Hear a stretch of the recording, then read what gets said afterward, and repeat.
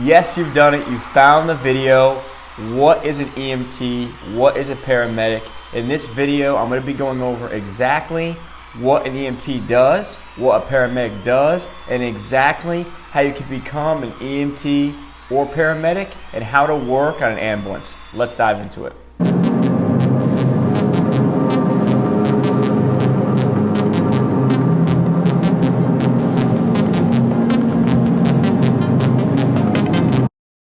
Hey family, what's going on? This is Evan here, back on another video. If you're new to the channel, be sure to hit like and subscribe down below, and I want to welcome you to the Paramedic Coach. So in this video right here, you've probably been searching the whole internet, typing in Google for days, trying to figure out how to become an EMT, how to become a paramedic, what it is. Maybe a friend told you about it, maybe you're just curious about it, maybe you like the adrenaline rush, maybe you're into healthcare, whatever you're trying to do. In this video right here, you don't need to look anywhere else. Stay to the end of this video. I'm going to answer all of your questions when it comes to getting started with becoming an EMT or a paramedic. So if your goal is to become a paramedic or an EMT, you're probably wondering, what is the difference between EMT and a paramedic? Aren't they the same thing? First things first, the EMT is the first level in the ambulance service, okay? The next level up is a paramedic, all right? Now, there have been times throughout history where there have been different levels in the ambulance service. I'll give you an example, give you an overview, okay? Technically, there's a first level. It's called a first responder, okay? First responder level, okay? That is something that cops may get, something that some volunteer firemen may get in some areas, all right? Maybe the first level, which is like a medical responder, okay? The next level up is an EMT. So now you're actually working on the ambulance. Then there's an advanced EMT, which we're going to get into. And then finally, a paramedic. Now what I can tell you is, the way that I like to look at it, personally, is EMT versus paramedic, right? Some areas don't have advanced EMTs. Some areas, some companies don't use them, right?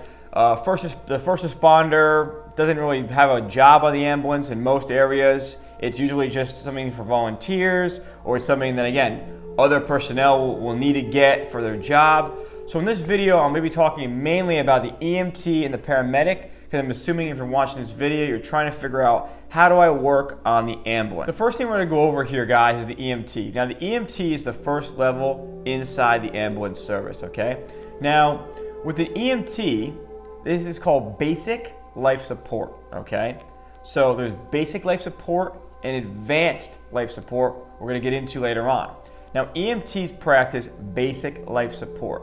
So generally, to make this simple for you, what this means is in an EMT's scope of practice, so what they can do to help patients in the field, means for the most part, they're not going to do anything too invasive. For the most part, okay, besides an EpiPen, all right, besides that, all right, which is like, an intramuscular injection, besides that, everything else is going to be outside the body for the most part, okay? Now, what are the main things that EMTs do? Well, the most important skill of any EMS provider, whether it's an EMT or a paramedic, is to find apparent life threats and find things that need to be dealt with immediately with the patient, okay? So the most important thing that an EMS provider does is his exam, is his assessment to find life threats. That is how EMTs and paramedics save lives. Now, the difference between the EMT and the paramedic is what they can do to combat those life threats from the scene to the hospital. That's the only difference. But your assessment is the number one thing in EMS for anybody, because anybody can use their brain to make an assessment, to figure out what's going on. So with the EMT, the first thing that you're learning is all the different emergencies out there. So you're able to assess and figure out if this is good, bad, okay, right, with the patient, right? So the next thing is you will have some skills. So you're going to be giving, aspirin to patients. You're able to use an EpiPen. You can assist them with their albuterol treatments if they have one. You're going to learn about nitroglycerin, which is a little tablet under their tongue. You're going to be doing splinting. You're going to be giving oxygen, right? Just to name a few things that EMTs will do, all right? You're going to be, if someone has a wound, wrapping the wound. The other thing that's important at the EMT level also is going to be ambulance operations and just learning how the EMS system works, right? So when you're first getting into the job, you have to learn like all the radio communications. You have to learn like how the hospitals work in your area. You have to learn about different patient scenarios, how to deal with different patients. So like really you're learning like as an EMT, you're learning the building blocks of patient care that's going to help you when you become a paramedic, right? So it's important to gain some experience before you go to paramedic school. The amount of experience is up to you. But you need to know like the building blocks of like an EMS professional before you move on to paramedic school, okay? Now, there is a level in between EMT and paramedic. That level is called an advanced EMT. Now, I'm not going to go too much into the advanced EMT because it's not in every area. What I can tell you is an advanced EMT is the next level up, and what they're able to do is they get to start advanced life support treatments. So what this means, putting in certain airways, okay? What this means, starting IVs. What this means, certain medications, okay? A handful of advanced life support medications they can give, okay, under certain situations. The thing I want you to know is that every local state, every local region has their own protocols. So there's no like blanket thing. I might say something here about one particular role, and in one state they do a bunch of stuff, and in the other state they don't do anything, right? So it all depends on where you're at. Does that make sense? Okay. Now the highest level in the ambulance service is the paramedic. So what the paramedic does is the paramedic practices advanced life support.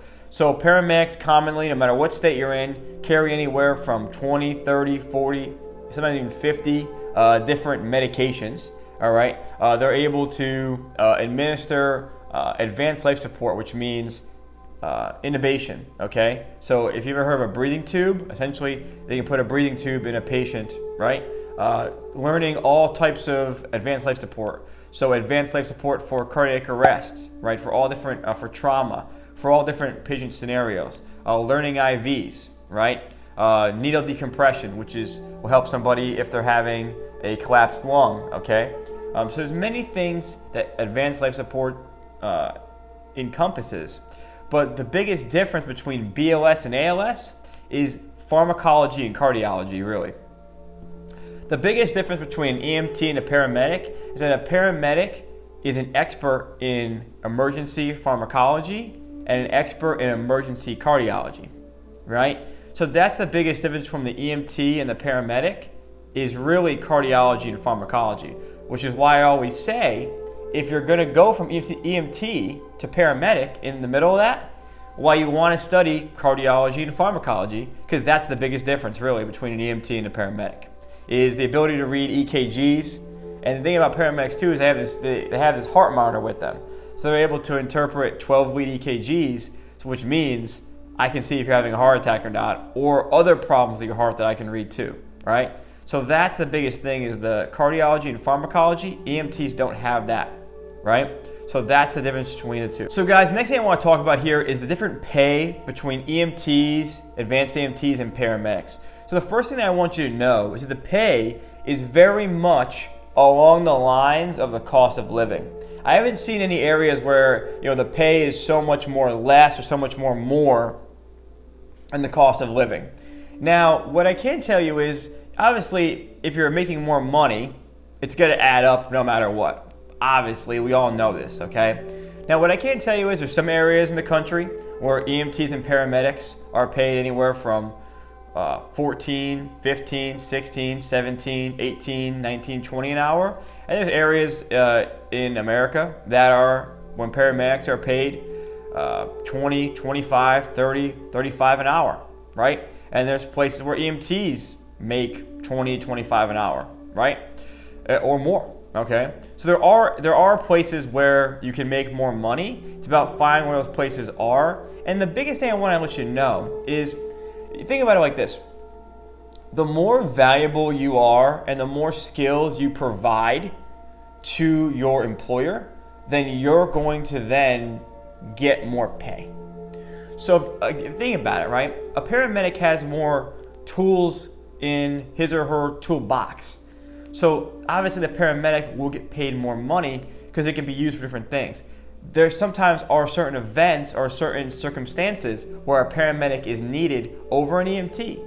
Also, the other thing about being a paramedic is also some doctor's offices, some emergency rooms, some clinics, some clinical trials, so like lab testing, stuff like that, will also hire paramedics that are nationally registered to actually work there as well.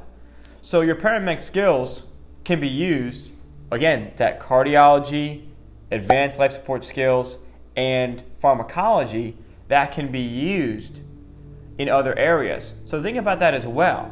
You don't have to just work on the ambulance, right? Where the EMT, for the most part, unless they're going to go up to paramedic, is usually going to be in the ambulance role, or could be an emergency. You could be an emergency tech. They may teach you some things on the job. But if a paramedic was to apply with that job, the paramedic would get the job because they already know some of the things. Does that make sense? All right, cool. All right, guys. So the final thing I'm going to talk about here is the journey becoming an EMT and a paramedic, right? So let's dive into that. So the first thing here is going to be the EMT. Most hospitals and most local ambulance services, whether they're volunteer or paid, usually have an EMT class. The EMT class is anywhere from 3 to 4 months long, and the only prerequisite usually is to have a high school diploma. Now, in some areas, you can actually do the program when you're 16 and 17 years old, right, during high school. So depending on where you're at. But most prerequisites usually is, okay, you have to have a high school diploma, and in some areas, you can be younger and be in the program. So you have to be in high school. Simple stuff, okay? Now, the next thing I'm going to talk about here is, well, what do we do from there? So here's the progression, okay?